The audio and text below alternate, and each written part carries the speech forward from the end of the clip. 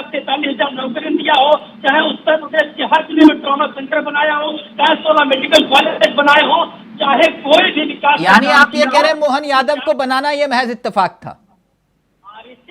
RSS के हैं। अच्छा, यूपी की सियासत और बिहार की सियासत पर कोई असर नहीं पड़ेगा इसका? कोई भी सरकार दलित पिछड़े के लिए जब सार्वजनिक काम करेगी तभी उसको काम माना जाएगा। जितेंद्र जी, मैं आपके पास आ रहा हूं, आपके ऑडियो में कुछ दिक्कत आ रही है। पंडित जी एक मिनट। मिश्रा जी, आपने कहा पहले आप तीनों की राय ले लो फिर उसके बाद मेरे पास आना। मैं समझ गया था कुछ नया लेकर आने वाले हो। जरा आप खोलो, जरा अपने तर्कश के तीर जरा दिखाइए। ये समझ नहीं पाया। ये कह रहे कि प्रमुख साहब नहीं, जातियों का कोई लेना देना नहीं, सबका साथ, सबका विकास, सबका विश्वास। सुधा जी कह रही है ये आरएसएस वाला मसला है, लिख लो व्हाइट पेपर पर, ये संघी है इसलिए इनको मुख्यमंत्री बनाया और कोई लेना देना नहीं।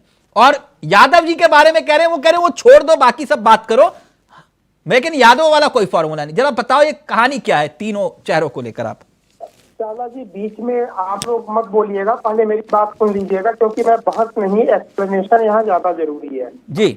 देखिए, मैं सुबह से ही बहुत सारे भाजपा के दिग्गज नेता हो गए, बहुत सारे टीवी चैनल यूट्यूबर्स को मैं देख रहा हूँ, और यही पैरामीटर पे सारे लोग बात कर रहे हैं कि ये समीकरण साधा, ये किया, वो किया, ये संतुलन बनाया। भारत की राजनीति में 1947 के बाद से ये संतुलन की राजनीति नहीं है, आप थोड़ा ध्यान दीजिएगा। कुछ साल पहले और कुछ महीने पहले प्रधानमंत्री जी ने बोला था कि 1000 साल का हम भारत बनाएंगे, और कुछ साल पहले 2.5 मोर्चे पे लड़ाई के लिए तैयार रहने की बात की गई। तो ये जो नई टीम बनाई गई है, ये शॉर्ट साइटेड होके, एक टर्म होता है ना पॉलिटिकल मायोपिया, आज क्या होगा और 3 महीने बाद या 4 महीने बाद 2024 के इलेक्शन के लिए मत देखिए। ये जो टीम बनाई गई है, ये इसलिए बनाई गई है कि 1000 साल का भारत बनाना है, और 2.5 मोर्चे पे वो जो आधे मोर्चे की लड़ाई है, जो कि घर के अंदर राजनेता, राजनीतिक पार्टियां करती हैं।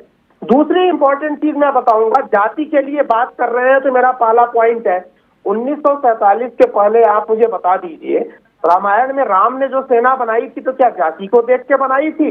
महाभारत में जो सेना बनी थी दोनों तरफ थी, वो जाति को देख के बनाई गई थी कि योग्यता के हिसाब से बनाई गई थी कि कौन कितना योग्य है किसी काम को करने के लिए, युद्ध लड़ने के लिए? मिलिट्री, आज की डेट में मिलिट्री एक ऐसी ऑर्गेनाइजेशन है जो निष्पक्ष होकर काम करती है। वहां जाति के आधार पे चयन होता है कि मेरिट के आधार पे? यादव जी की जो आप बात कर रहे हैं, अरे भाई ब्राह्मण बनना है तो वशिष्ठ बनिए, चाणक्य बनिए ना, क्यों रावण का एग्जाम्पल लेते हैं? कौन सा ब्राह्मण रावण बनना चाहेगा या कहलाना पसंद करेगा? अखिलेश यादव, तेजस्वी यादव, ये यादव यदुवंश को ये रिप्रेजेंट करते हैं। मोहन यादव बनिए ना, यादव बनना है, सनातनी यादव बनिए, यदुवंश को आप रिप्रेजेंट कर रहे हैं। तो ये जो मुद्दा है, ये संतुलन की राजनीति नहीं है। 1947 के बाद पहली बार मैंने देखा है जहां पे वैश्विक शक्तियों के बीच भारत को विश्वगुरु बनाने के लिए काम किया जा रहा है, न कि फटिक राजनीति की हम चुनाव जीत जाए। अगर चुनाव जीतना होता तो इतने दिग्गज नेताओं को बाहर नहीं किया जाता, उनको प्रमोट किया जाता। जैसे कांग्रेस में देखिए, सारे पुराने दिग्गज 75 साल के खड़गे जी को किया गया है, जितने हैं सारे बुढ़े भरे पड़े हैं जो कि पैदल चल भी नहीं पाते हैं, हाँफ जाते हैं। सेम समाजवादी। एक और इम्पोर्टेंट चीज देखिए, बोलते हैं ना सबका साथ सबका विकास। अरे आप मुझे ये बताओ, मेरिट बेस पे राजस्थान में जो बने हैं, पहली बार वो विधायक का चुनाव लड़े। इससे ट्रांसपेरेंट सिस्टम आपको कहाँ मिलेगा कि जो योग्य है उसको उठा करके मुख्यमंत्री बना दिया? ये चीज तो चाणक्य के टाइम पे होता था कि योग्यता के आधार पे चक्रवर्ती सम्राट बना दिया। एक मिश्रा जी, कांग्रेस में आप नाम लीजिए, कौन बनेगा? नहीं, वो आप सुधा जी से पूछ लीजिएगा कि भैया बुजुर्ग को आप अहमियत क्यों देते हैं, युवा को क्यों नहीं देते। लेकिन एक बात, बसपा में 2 दिन पहले अभी बनाया गया है, पार्टी का पूरा पदभार किसको दिया गया है? तो ये तो वाकई में भारत अपने आदर्शों के ऊपर पहली बार चल रहा है। ये कांग्रेस बीजेपी नहीं, आपने एक बात कही, एक मिनट, आपने एक बात कही कि भाई मोहन यादव बनो, अखिलेश यादव मत बनो। मैं समझा नहीं।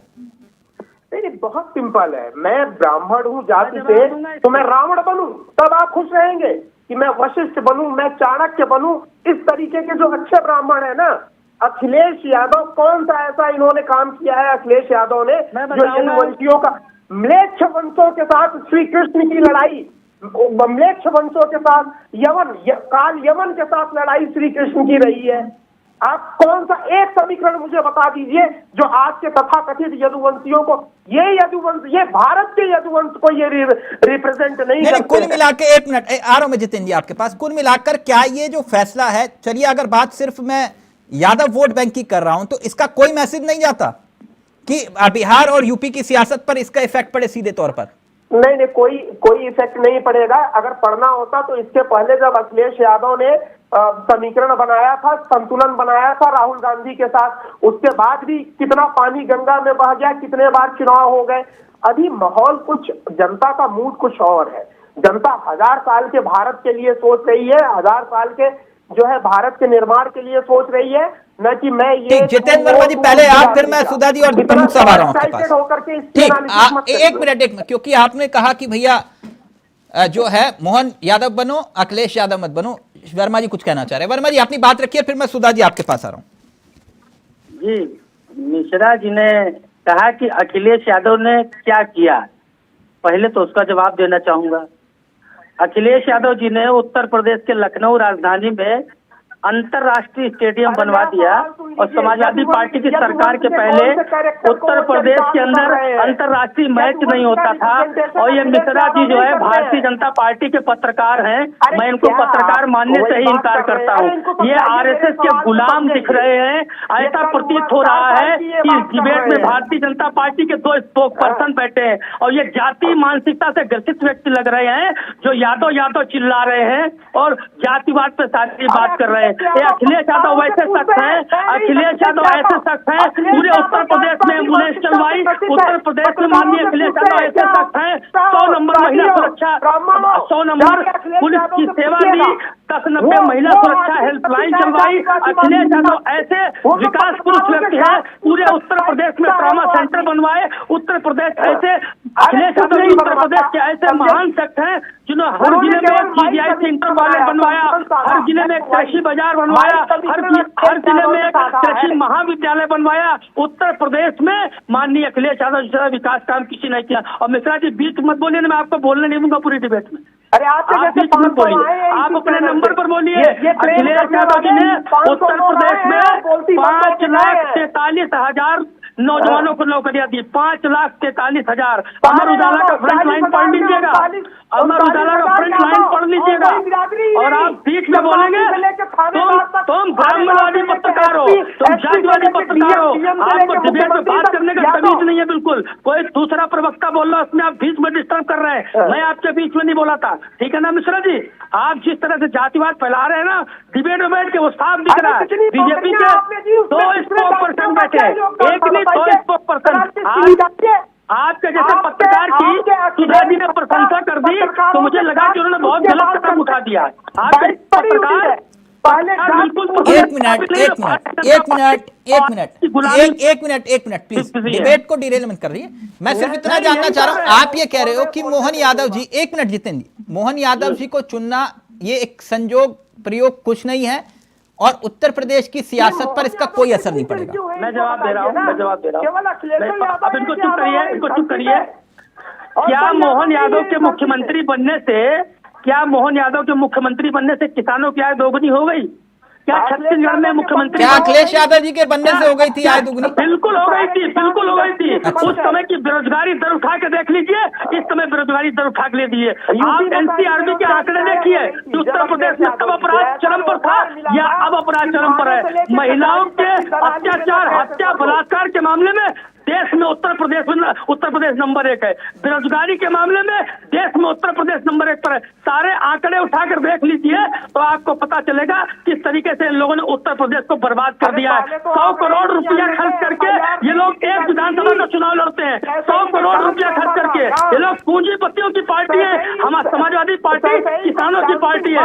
ये जनादेश खरीद रहे हैं, सुधा जी एक मिनट जीत रहे हैं ये लोग। एक मिनट सर, आप गए ना, आप मध्य प्रदेश भी गए। आप झगड़ा मत करिए प्लीज, ऑडियो नीचे, ये ऑडियो नीचे। अब एक मिनट, आप मध्य प्रदेश भी गए, आपने बीजेपी को कम नुकसान पहुंचाया, कांग्रेस को ज्यादा नुकसान पहुंचाया। ये हुआ ना जितेंद्र जी, वो सबने देखा। आपने कहा कि भैया हमने तो 5 गांव मांगे थे, इन्होंने नहीं दिए, तो हमने युद्ध कर दिया। देखो, भाजपा में घमंड में नहीं रहना चाहिए। 10 साल सेंट्रल में सत्ता से बाहर रहे, 14 साल यूपी से सत्ता से बाहर रहे, यही वो जनता है। आने वाले समय में बिल्कुल सही कह रहे हैं सर, जनता है जो अर्थ से फर्ज और फर्ज से अर्थ तक पहुंचाती है। सत्ता से बाहर कर एक मिनट सर, एक मिनट, अब हो गया। यादव वाली बात मैंने इसलिए की थी क्योंकि फिर अगर एक ही परिवार के यादव को आप आगे बढ़ा रहे हैं, यानी कि अपना यादव कुंबा, तो फिर इसमें यादवों के विकास का जिक्र कहां आ जाता है? यह भी तो एक सवाल होता है ना जितेंद्र जी। एक मिनट रुक जाइए अभी। सुधा जी, जो बात मिश्रा जी कह रहे हैं अगर सीखना है कांग्रेस को, अभी वक्त है, बीजेपी से सीखो, बुजुर्गों को पीछे करिए और युवाओं को आगे लेकर आइए। आपकी पार्टी अभी तक समझ नहीं पाई बीजेपी को। नहीं तिलक जी, मेरा पहला प्रश्न मतलब वो आपको भी करना चाहिए था।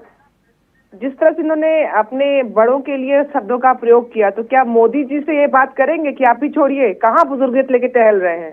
नहीं बोल पाएंगे। इस तरह से अपने से बड़ों के लिए इस तरह के शब्दों का इस्तेमाल करना, और यहाँ पे आप भाजपा के प्रवक्ता बन के बैठे हुए हैं, जबकि आप हैं एक राजनीतिक विश्लेषक।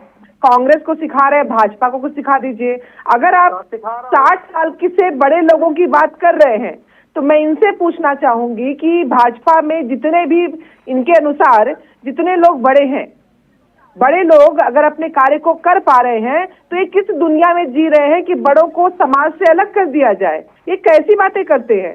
युवाओं को आगे लाने का मतलब एक कतई नहीं होता है कि अपने घर में अपने माता पिता, अपने वयोवृद्ध लोगों को हम कहें तुम घर में बैठ जाओ। ये ऐसी बातें लोग करते क्यों हैं? ऐसे ही मानसिकता के लोग होते हैं जिनकी वजह से अपने देश में ज्यादा जो वृद्धाश्रम खुले हुए हैं, ऐसे ही लोग होते हैं जो अपने बुजुर्गों को इस तरह से शब्दों से इस्तेमाल करते हैं और बात बड़े बड़े संस्कारों की करते हैं। ऐसे ही लोगों की मानसिकता होती है। मेरा कहना है अगर व्यक्ति कार्य कर सकता है वो करे, उसके लिए युवाओं का न आना या आगे लाना या उनको पीछे करना, ये बात कहाँ से आती है? इस फैसले से कुछ सीखा है कांग्रेस ने? ये जो फैसले लिए, बिल्कुल मैं आ रही हूँ।